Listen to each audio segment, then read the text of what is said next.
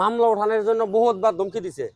এই মালিক দন রতন দন মিলা আমাদের দাবি ন্যায্য বিচার চাই সরকারের কাছে। আমি হাসান আলী বাড়ি ওই ঘর তোর আগুন দিতে আমার ছেলে কয় কিনা আমি এটা পারবো। এটা করার পরে পরে পারবি না তাইলে তোরে অনেক শেষ করলাম। মালিক দেওয়ান, রতন দেওয়ান, এমদাদুল দেওয়ান আরো অনেকে দিতে কয় পারবো না, তাইলে ওর সাক্ষী রাখার দরকার নাই, ওরে মেরা।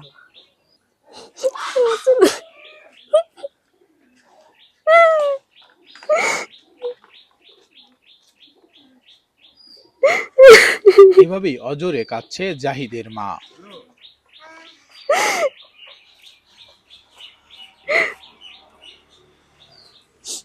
যখন আগুন আমার ছিল অনেক কান্না করছে, কান্না করতে করতে পানিতে চাপ দিয়েছে।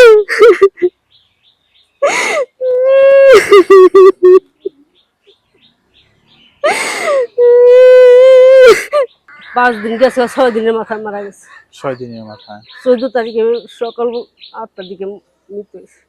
মামলা করছি, পরে গেছি তো মামলা লিখছে, হ্যাঁ গো মন ইচ্ছা মতন লিখার পরে কয় কি জানগা আমরা তদন্ত করুম, আসামি ধরুম।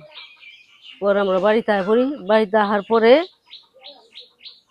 সপ্তাহখানিক পরে গেছি, আবার কয় আসামিরা সব পালাই গেছে না।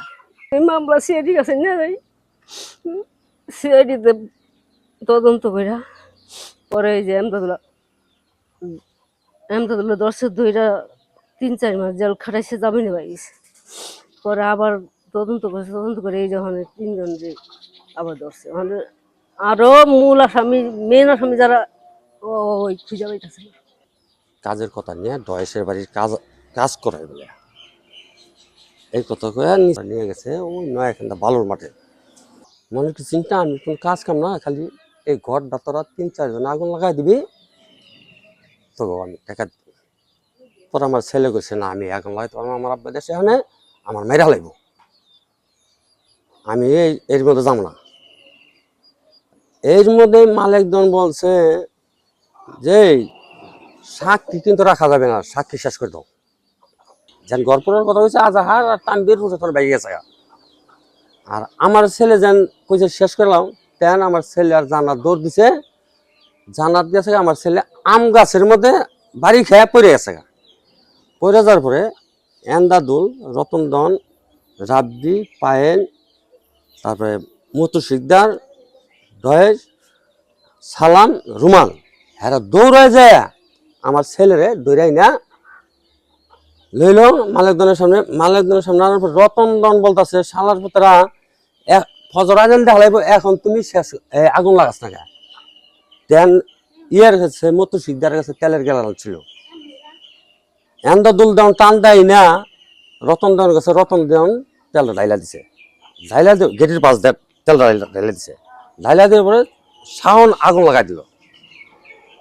এই ঘটনার পরে আগুন লাগাই দেওয়ার পরে আমার ছেলে দৌড় করে এই 150 ফিট পরেই একটা খাল পড়ছে, এই খালের মধ্যে জান্নাত হাক্কার মধ্যে যায় বলছে জাহিদ তুমি পানিতে ফাল দাও। কেন আমার ছেলে পানিতে ফাল দিচ্ছে, জান্নাত কি করছে এই সাতরায় নিয়ে তারপর ওদের বাড়ির সাথে নিছে।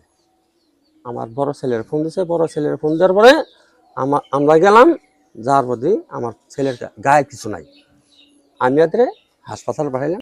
হাসপাতালে 6 দিন রাখার পরে মারা গেল। পরে যায় উঠায় চার্জশিট উঠানোর পরে দেখি আসামি একজন নাই, শুধু 3 জন। এই কথা করার পরে এইটা আমি কোর্টে নারাজি দিলাম। কোর্টে নারাজি দেওয়ার পরে এই মামলা দিলাম সিআইডির কাছে। সিআইডির কাছে 14 জন মানুষ সাক্ষী দেওয়া হয়েছে। এমদাদুল দেওয়ানটা ধরে নিল, ধরে নেওয়ার পরে জেল জুল খাটাইলো 2 মাস, জামিন আইলো। পরে আরো 3টা আসামি তদন্ত করবার আয়া আরো 3টা আসামি ধরলো, মূল আসামি রয়ে গেছে গা। এই আসামি সিআইডিকে অনুরোধ করি দূরত্বভাবে বাকি আসামিটি ধরার জন্য। সরকারের আবেদন আমার বিচার সূক্ষ্ম বিচারটা আমি পাই। ঘরে আগুন দেওয়ার বিষয়ে হাসান আলীর স্ত্রীর কাছে জানতে চাইলে তিনি বলেন, আমরা ঘরে ছিলাম না, হাসপাতালে জাহিদের দেওয়া তথ্য অনুযায়ী অভিযোগ করা হয়েছে। অভিযুক্ত এমদাদুল দেওয়ান ও মালিক দেওয়ানের মুঠোফোনে একাধিকবার কল করেও তাদের সাথে যোগাযোগ করা সম্ভব হয়নি। বাসা থেকে ডেকে নিয়ে যে কাজের কথা বইলা পরে পেট্রোল লাইলে পুড়ে মেরে ফেলার চেষ্টা। হসপিটাল আসলে আমি এই বাড়িতে ছিলাম না, আমি আমার বাপের বাড়ি ছিলাম। ফোন পেয়ে আমি খবর পেয়ে গেছিলাম, যে অবস্থায় দেখছি দেখার মতো না।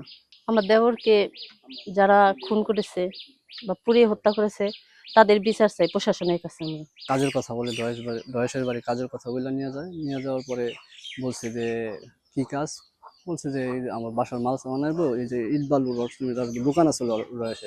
জাহিদি বলছে আমি হাসপাতালে দেখতে গেছিলাম, ওইখানে ছিল ওর আব্বা ছিল, ওর বড় ভাই ছিল ওই যে নাহিদ, তারপর ওর আম্মা ছিল, জান্নাতও ছিল, জান্নাতও হাসপাতালে ছিল ওর সাথে 5 দিনই জান্নাত ছিল, ওদের সামনেই বলছে। সুষ্ঠু বিচার চাই, আমরা সুষ্ঠু বিচার চাই, এটা যাতে জাহিদের তো আর ফিরে পাওয়া যাবে না, কিন্তু একটা সুষ্ঠু বিচার চাই।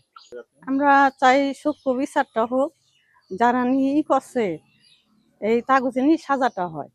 খুব বিচারের জন্য যেন আমরা আবেদন করলাম, যেন প্রশাসনের কাছে এটুকু আমাকে আবেদন যেন অতি তাড়াতাড়ি তাদের দইরা বিচার করে। এই বিষয়ে সংশ্লিষ্ট কর্তৃপক্ষ বলেন 4 জনকে গ্রেপ্তার করা হয়েছে। মূল আসামিদের গ্রেপ্তারের কাজ চলছে।